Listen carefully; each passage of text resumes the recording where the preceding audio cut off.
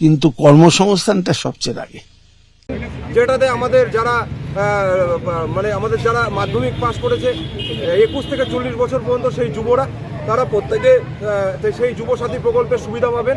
1500 টাকা করে তারা একটা অ্যালাউন্স পাবেন এবং একের পর এক সিভিক ভলেন্টিয়ার থেকে শুরু করে আশাকর্মী থেকে শুরু করে সকলের একটা সাম্মানিক ভাতা তিনি বৃদ্ধি করেছেন। এই আনন্দ এবং খুশিতে আমাদের যারা তৃণমূল যুব কংগ্রেসের আমাদের যারা মেয়েরা রয়েছে, আমাদের যুব কংগ্রেসের যারা ছেলেরা রয়েছে, তারা প্রত্যেকে আনন্দে সামিল এবং অত্যন্ত আনন্দিত। এবং আমরা ধূপগুড়িবাসীর কাছে এই আনন্দের দিনটাকে সাক্ষী করে রাখার জন্য আজকের এই ছোট্ট অনুষ্ঠান। নমস্কার বন্ধুরা, তো আপনারা ভিডিও দেখলেন যে এই যে যুবসাথী 1500 টাকা, শিক্ষিত বেকার যুবকরা যারা বসে আছেন, এতদিনও চাকরি হয়নি, তাদেরকে 1500 টাকা দেওয়ার মুখ্যমন্ত্রী ঘোষণা করেছেন যুবসাথী প্রকল্পে। এবং এই ভিডিও হচ্ছে 7 ফেব্রুয়ারি 2026-এর। এবং যুব তৃণমূল কংগ্রেসের পক্ষ থেকে তারা এই দিনটিকে স্মরণীয় করার জন্যে আনন্দ করছেন এবং আবির মাখছেন। তো আপনার আনন্দ তো হচ্ছে, যারা তৃণমূল করছেন তারা ঠিকই আনন্দ করছেন, সেই যুবকরাও আনন্দ করছেন। কিন্তু বিরোধীরা এই শিক্ষিত উচ্চশিক্ষিত বেকার যুবকরা যাদের এই 15 বছরেও চাকরি হলো না, তাদেরকে এই ভাতা দেওয়া হচ্ছে বলেই রাজ্য সরকারকে কটাক্ষ করছেন। শুধু বিরোধীরা নয়, আপনারা জানেন যে প্রাক্তন শিক্ষামন্ত্রী এবং তিনি শিক্ষা দুর্নীতির দায়ে জেলও খেটেছেন।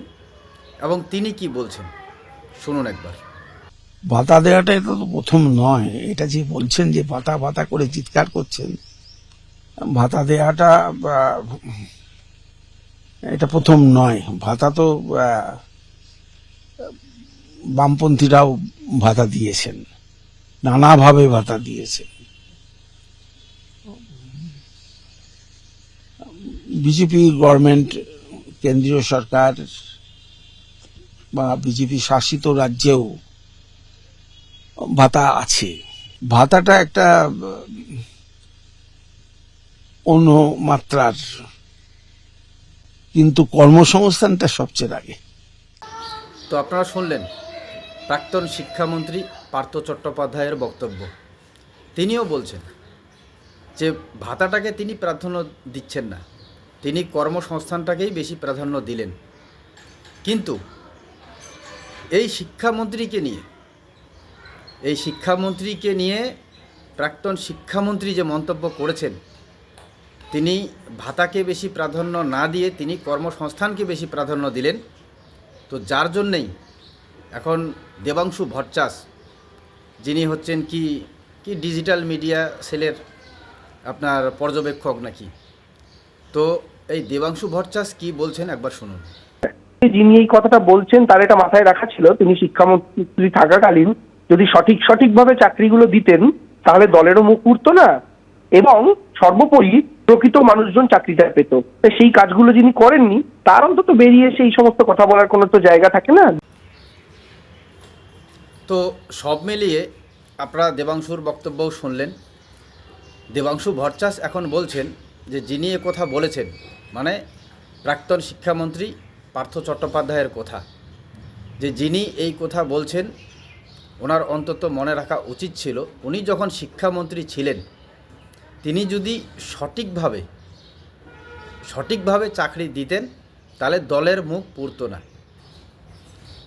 তো যাই হোক, এই কথাটাই তো যখন অবধি এই শিক্ষামন্ত্রীকে চাকরি দুর্নীতির জন্য গ্রেপ্তার করা হয়নি, ততক্ষণ অবধি সেই সময়কার বক্তব্য শুনবেন এই দেবাংশু ভট্টাচের, তখন কিন্তু তিনি এইরকম ধরনের কোনো মন্তব্য করেননি।